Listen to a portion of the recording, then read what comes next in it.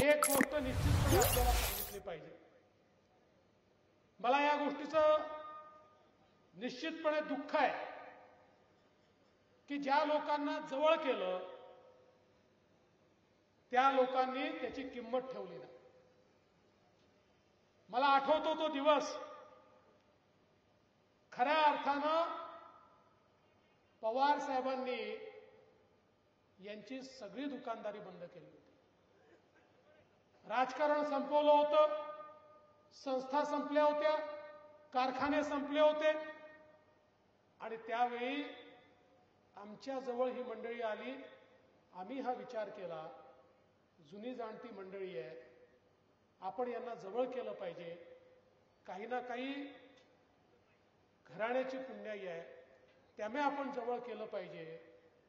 आणि त्या काळामध्ये आम्ही हा निर्णय केला, त्यांना जवळ केलं.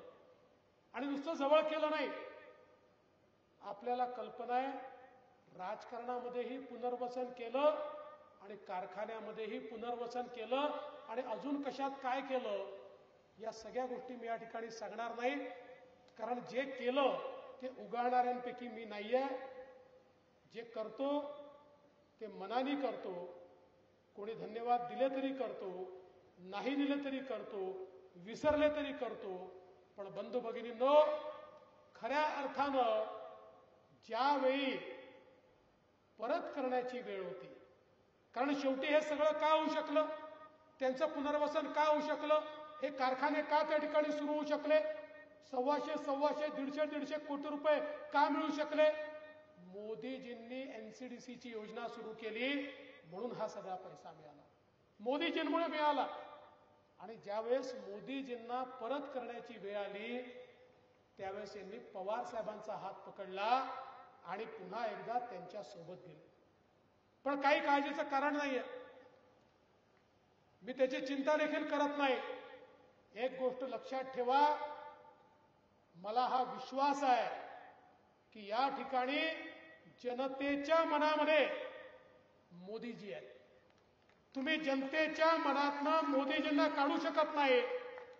त्यामुळे कोणी कितीही विश्वासघात केला तरीही मला विश्वास आहे, ज्या रणजित सिंग नाईक निंबाळकरांनी या ठिकाणी खऱ्या अर्थानं पाणी आणण्याचं काम केलं, संघर्ष केला, रेल्वे आणण्याचं काम केलं, वर्षानुवर्ष जी कामं होत नव्हती, केवळ निवडणुकांमध्ये स्वप्न दाखवले जायचे. रणजित दादा, तुमचं याकरता अभिनंदन करतो आणि तुमच्यावर याकरता पवार साहेबांचा राग आहे की जे पवार साहेबांना जमलं नाही ते 5 वर्षात तुम्ही करून दाखवलं. आणि म्हणून पवार साहेब म्हणतात, वाटेल ते झालं तरी रणजित नाईक निंबाळकरला पाडा, कारण हा पुन्हा निवडून आला. 5च वर्षात आमची दुकानं बंद करायला निघाला, पुन्हा 5 वर्ष निवडून आला तर हा काय करेल. आणि आता तुमच्याकडचे काही पोपटे बोलायला लागले. तुम्ही दादा पोपटांना मोठं केलं, विमानात बसवून माझ्याकडे काय घेऊन आला.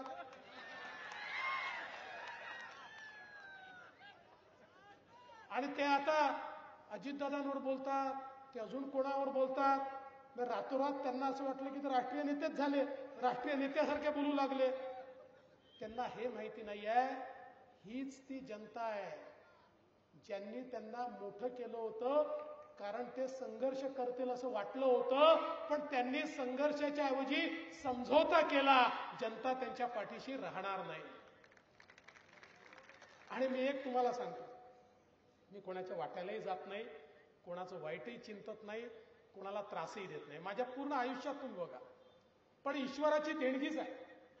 माझ्याशी विश्वासघात केला का ईश्वर त्याचा सत्यानाश केल्याने सोडतच नाही. माझा इतिहास तपासा, मी नाही केलं, कधीच करत नाही, मी करतच नाही. मी राजकारणीच नाही, त्यामुळे मला ते राजकारणातले छक्के पंजे आणि याला खाली टाक, त्याला वर कर, याला गाळ, त्याला पाड, हे धंदे जीवनात केले नाही. पण कुठेतरी आई तुळजाभवानीचा आशीर्वाद आहे, पांडुरंगाचा आशीर्वाद आहे, आपल्याशी खाजवलं की सत्यानाश झाला म्हणून समजा, होतोच सत्यानाश. आणि मी या निमित्ताने तुम्हाला एवढंच सांगण्याकरता आलोय, ही जी निवडणूक आहे ना, ही साधी निवडणूक नाही आहे. ही काय आपल्या तालुक्याचा नेता निवडण्याची निवडणूक थोडी आहे.